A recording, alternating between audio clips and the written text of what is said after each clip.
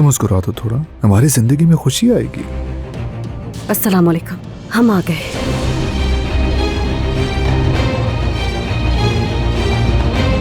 शायद अली जा चुका है। मैं जिस काम से आया हूं उसकी तफसील तो मैं नहीं दे सकता। ये एक बहुत तवील मुहिम का आखिरी मरहला है, और वो आखिरी मरहला सिर्फ तुम हो अली को साथ। बड़ी मछलियों को एक करके खाने वाला रिजवान हैदर, तुम अपने दुश्मन को जानते हो। ये तो वही जर्मन है जो साथ आए थे, क्या हुआ इन्हें? अब मैं सच कहूं तो ये बात लीक हो गई है, मुझे मदद की जरूरत है। ये जर्मन नूर और अलीना की निगरानी कर रहे थे। नूर साहिबा को देखा क्या तुमने? मतलब उसको किसी ने भी नहीं देखा आज? नहीं, आज मैंने उन्हें नहीं देखा। अली साहब, अलीना साहिबा का पार्सल है। खवातीन तुम्हारा इंतजार कर रही हैं।